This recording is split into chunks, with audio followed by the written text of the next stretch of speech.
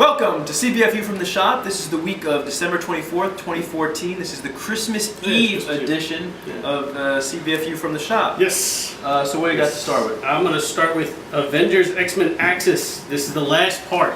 It's the last part. Number 9. Number 9. And I have been, I haven't liked it much at all throughout the entire run. Mm-hmm. And this book, the art is very shaky. Mm-hmm. And it is very...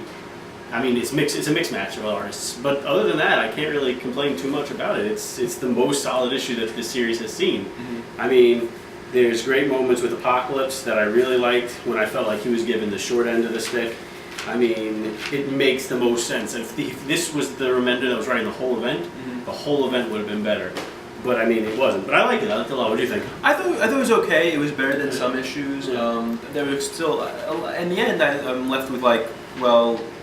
What was the point?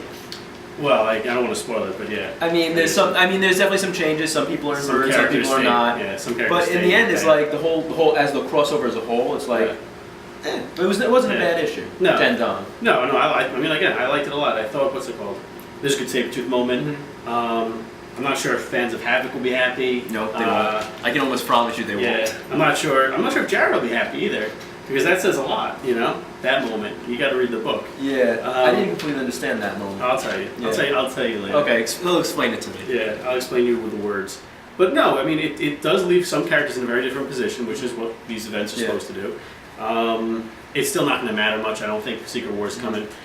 And yeah, I liked it. I would give this 7 out of 10 Lugos, and that's probably the highest I would have given to any issue of Axis. And the only, besides the art, the fact that every issue, before this, wasn't good, that brings it down for me. But I mean, again, I thought this was going to be a very funny review. This was shit. But it wasn't shit. It's not funny at all. It wasn't shit. What would you give the whole event what score would you give the whole event as a whole? A 2. I would give Axis a 2. But I would give this a 7. So there you go. There you go. What do you got first? The next book is Batman. This is Batman Annual 3 by James Tyrion IV. This is tying in with Tinian. Tinian. There's an N. Tinian. That's not an R. It's an N. All right. He says Tinian. You can contact us to. And the art is by. He says it's an N. It's not an opinion. It's a letter. All right. Yes, it's a letter. It is in fact James Tynion IV. I've been saying it wrong for a long time. And the art is by Roge Antonio. Is that correct? I have no idea. Okay, so we're assuming it's Roge Antonio. And this is really good. This is tying into Endgame. This is completely focused on the Joker. This goes back 5 years to the beginning of the New 52 with the Joker, and follows him with a character. I didn't read it, so he's explaining it. A new introduced character, this reporter, who's doing a story on the Joker. It follows him through the years as a Joker, and he becomes his best friend. Okay. And it's a really good, spooky horror book. Cool. And it's good. James Tynion is also the writer who's doing the backup stories in the Batman Endgame. But this is a really cool Joker one-shot. Cool. I really liked it. It doesn't have... it ties in very loosely to the main Endgame story. You could read this without having read pretty much anything else. And it's just a really good Joker one-shot. Sounds good. I'd like to read it. And one day you will. I'll read it on camera right now. But I would definitely give it a 8 out of 10 Lugos. It was a really good one-shot. That's amazing. All right, my last book for the week, and for the year, but we'll get to that, is a book that's coming out next week. This is an advanced preview of Agents of S.H.I.E.L.D. Yes, this is one of the New Year's books coming out. Yeah, there's not many coming out on New Year's, so make sure you come to the shop and pick up what you can get. This is from Mark Waid and Carlos Pacheco.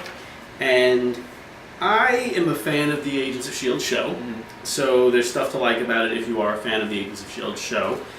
It's set in the Marvel Universe, so that is even better. They can use whoever they want. There's no budget, so they can do as big as they want. So a lot of people's problems with Agents of S.H.I.E.L.D. can be fixed from this book. One of my main complaints, though, is they're completely retconning everything from Coulson's backstory that we've seen up until now. He first appeared in Battle Scars, and it was like a surprise. His name's, kept calling him Cheese. And at the end, he's like, Phil, Coulson. And then they had the Black Nick Fury appear too, and so it was like, oh, I see what you're doing. Really, really messed up. So they completely threw that out the window. Now it's the Coulson from the movies and the TV show. It's not the Coulson we saw before, but who cares really? I mean, honestly, who gives a shit? But it's an okay story. I didn't love it, you know. I think I think it will be better in trade probably because there's mysteries and all. But it's a good first issue, but it's not my favorite. What about you? I liked it. I don't really like that they completely just like, okay, we're gonna start Coulson over with like this issue and forget everything that's come before. Yeah. But they make him formidable though. Yeah, no, they More than absolutely any other do. book. The one thing I really did like about it, I really like the art by Carlos Pacheco. Yeah, I think he does a really good job on the first issue. And I like Mark Waid's handling of like the characters and everything. Yeah. And it's a cool adventure story. I think it's a good like first issue for someone who might not be just familiar with Marvel from like the movies and everything. I don't think it fits in as well in the Marvel Universe comics wise, but for people who saw the movies or just the TV shows, I think this is a really good book for them. Yeah, another thing I had an issue with was the fact, I didn't read this, I gotta read that. There's like a Earth-threatening menace, and you don't really feel it because all the Earth-threatening menaces are in the event books. Mm-hmm. So for them to say, oh, the heroes are all overwhelmed, it's kind of like, really? It's just #1 issue of a book that hasn't come out before. So that was it. But I mean, if you like Phil Coulson, then you need to read this book because they make him like Batman. Yeah, no. They make him Batman. And it's really cool to see like Fitzsimmons and Agent May and everything. Yeah. And it is a really cool book, especially for people who like the TV show. Yeah, I agree. I would give this one 6 out of 10 Lugos. 6 out of 10 Lugos. What do you got? Okay, our last book for this episode, and in fact for the year. I haven't read it. Yeah, no, so I'm going to explain it to Sam. He's going to explain it to me. I'm going to make sure we're filming. That always helps. We're filming. Excellent.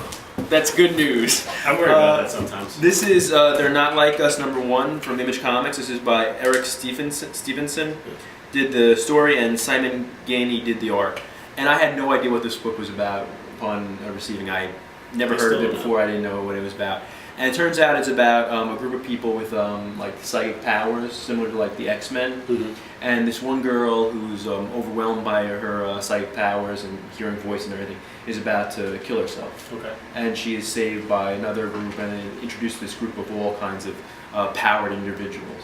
And it was an interesting, it's sort of like X-Men, sort of like an indie X-Men. Cool.